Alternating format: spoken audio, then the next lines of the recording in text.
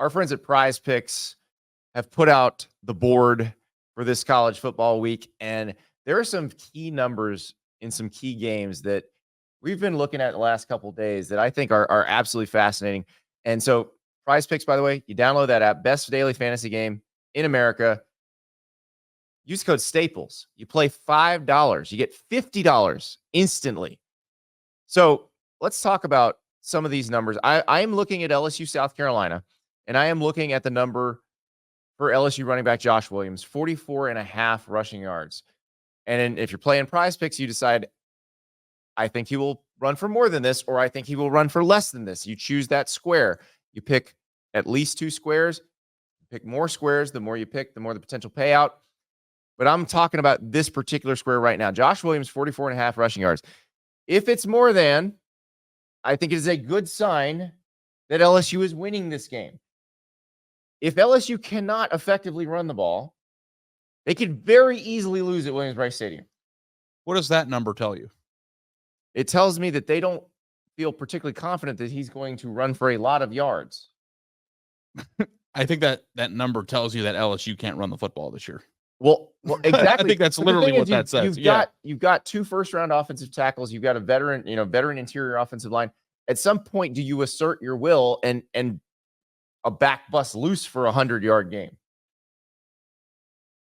I mean, you could, as you know, you could break off a run and get there. But the thing that I think is most interesting about this is that if LSU's running game was in peak form and this was a team that was able to win at a high level, that would be a terrible game at that number. Like that's like a baseline of like, if this is going to happen. And that scares me for LSU. Like, sure. And we both picked LSU in this game, but I'm the more this goes, the more I worry that I may have been wrong on that one. Well, also too, we picked the game before we got some of these PrizePicks numbers to contextualize it. So like that, I mean, that makes me nervous looking at that. Yeah. All right. Let's look at Georgia, Kentucky.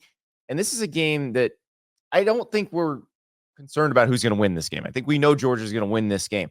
I want to see, does Kentucky show signs of life after what happened against South Carolina? Because that is as bad of a performance by a team that had high hopes for a season as I can remember. Well, I guess it really dates back to 2 weeks ago. 2 weeks ago when Florida played Miami. But that was the egg that was laid there, because there were, in my mind, going into Florida Miami, I could imagine Miami dump trucking Florida. I could not have imagined South Carolina doing what it did to Kentucky. And I feel like rewatching that game, a lot of that was Kentucky's fault.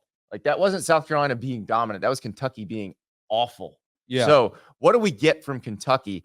And the Brock Vandagriff number here, 129.5 yards. He threw for 30 against South Carolina. He's now going up against his former team, which has a much better defense than South Carolina.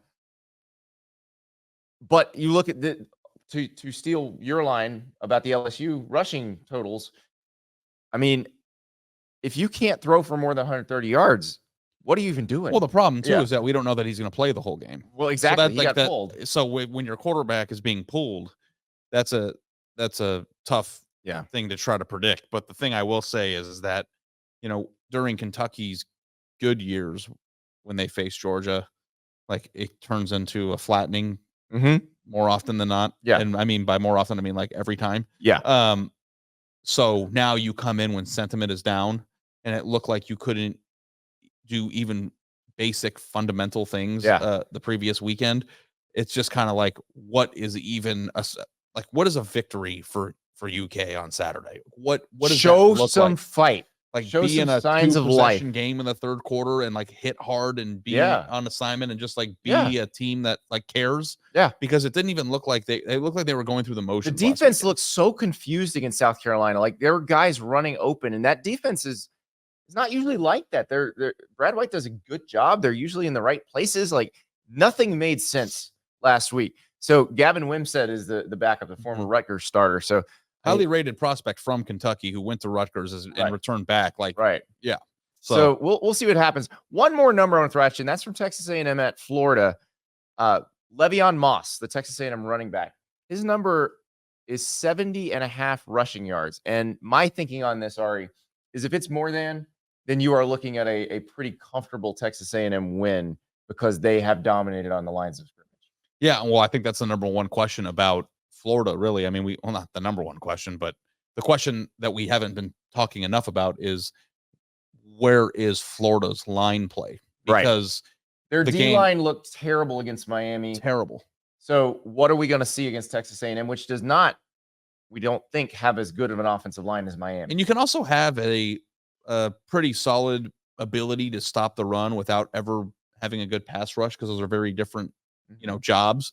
So I don't know how much you can extrapolate on Cam Ward's jersey not ever being touched in the entire Miami game, but I don't come into the Florida game with a ton of confidence that this defense is going to get after it. Yeah. Connor Wegman, if he has the time back there, like, we could see a whole new Connor Wegman too, because as you know, when there's no one in your face, it's a lot easier to go through your progressions and to go through your reads and to make good decisions and move the football. So, I'm not high on Florida's defense either, even though the number one discussion point always is what to do with the quarterback.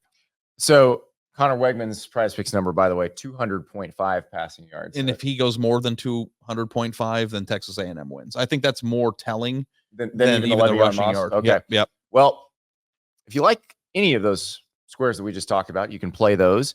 But there's one that PrizePicks is going to offer you that should just make things a little bit easier.